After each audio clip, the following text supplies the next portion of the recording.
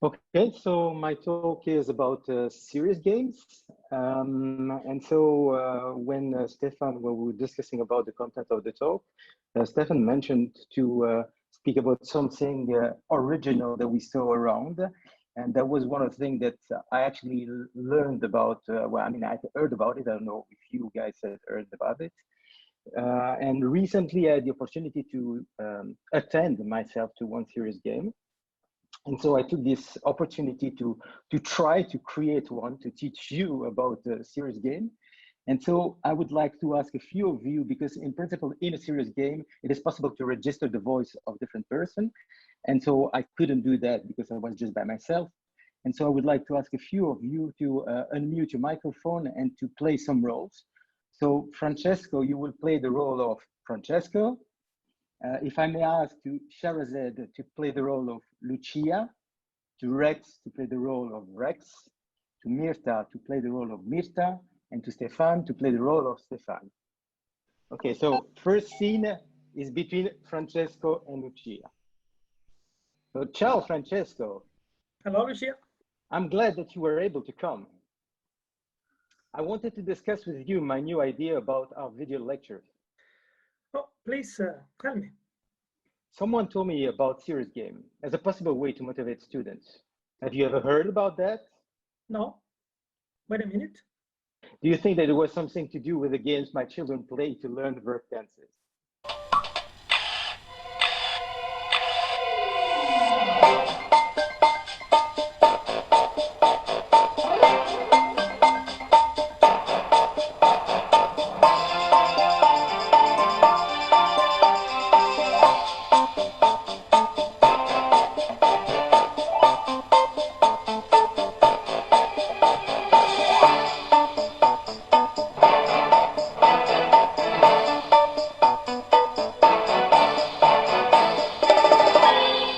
Maybe, I don't know. Actually, I would like to learn about that and see if it can be useful for us. Okay, where should I start? A friend of mine, Rex, knows a lot about serious games. I have arranged an appointment with him. Is that fine with you? Why not? Great. Francesco takes the Eurostar to United Kingdom. Hi, Francesco. Lucia told me that you would like to know what serious games are. Well, more precisely, she wants me to learn if they can be useful for our project. Serious games are games that have another purpose besides entertainment. They are used to promote learning and behavior change. And what are the idea behind using games for learning? The power of serious games is that they are entertaining, engaging, and immersive. They combine learning strategies, knowledge, and structures, and game elements to teach specific skills, knowledge, and attitudes. Okay, what are exactly the advantages over traditional learning? Well, I see three main advantages. First, there is a higher engagement and immersion of the students. Maybe I can also see one advantage. It is a safe. In the real world, our actions have consequences. Sometimes they can lead to damaged material or hurt feelings. Games create a safe virtual environment where players can experiment to their heart extent without having to worry about damage. Yeah, indeed. It is the second advantage. And you probably guessed the last one. Serious games are fun. Hence, students who use games to learn, blah, blah, blah. And studies have shown that this leads to an improved learning experience when compared to traditional and video learning methods. Yes, indeed. How interesting. Okay, so at this stage, typically in a game, you would have a quiz like the following. And so maybe if you guys can go on the link. So basically here you have a question that says, what are the advantages of a serious games? And then typically the player would have, and so you can do it, the players would have to type the correct questions, to have the correct answers. And if they make it, then they move to the next step. In this case, since Francesco is in the UK, he pays a visit to his friend Mirta. Hi Mirta, how are you? Fine, how about you? Lucia told me that you are learning about serious games. Yes, I went to see Rex, who explained me their main advantages. It is really interesting, and I was thinking to use it for our video lectures. But you know that physics is not a game. Well, I just learned that there are many serious games related to physics.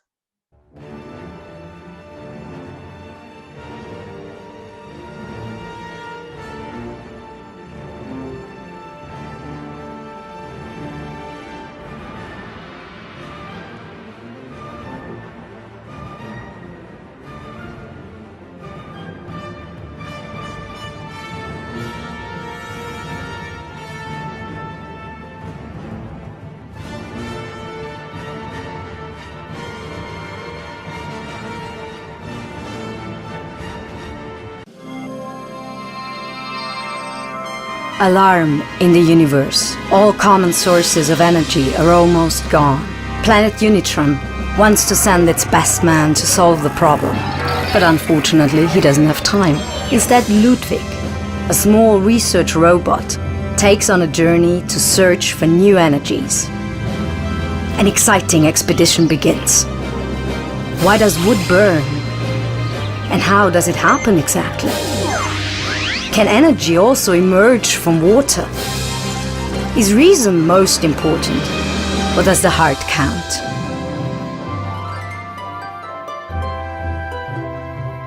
Only someone who knows everything can bring this mission to an end. But those who don't understand what they've learned are in great danger. Are you ready for this journey through the world of physics? Can you save Ludwig and humankind? And how about quantum mechanics? It's even more difficult.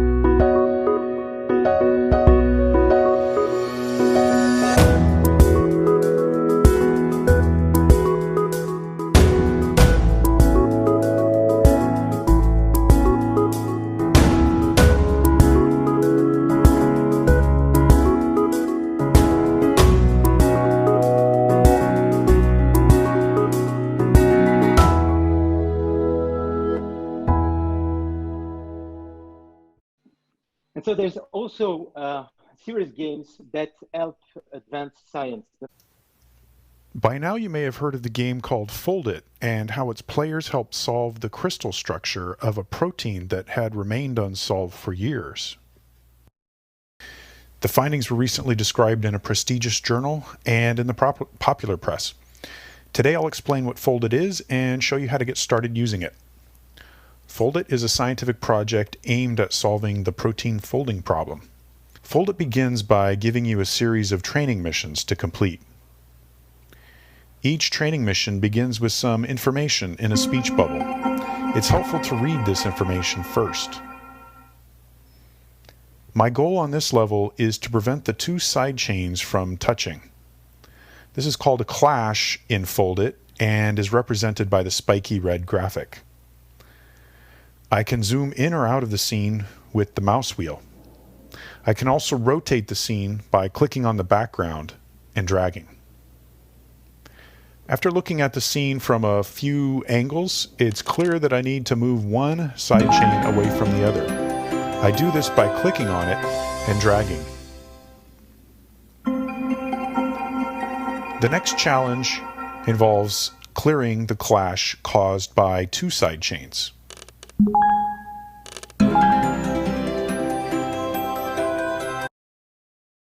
Recently, they even contributed to working to the coronavirus. Today we'll take a look at how to play the coronavirus puzzles in Foldit. Specifically, we're going to take a look at the intermediate level puzzles. Hi, Francesco. I learned that you have been investigating serious games.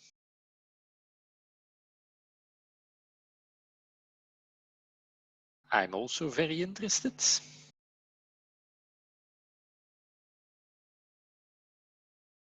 Well, I guess that there are some inconveniences too. Yes, indeed. The existing serious games in our field are still very limited in terms of both content and quality. And I guess that developing a new game has a high cost. Indeed, and it also requires some personal investment.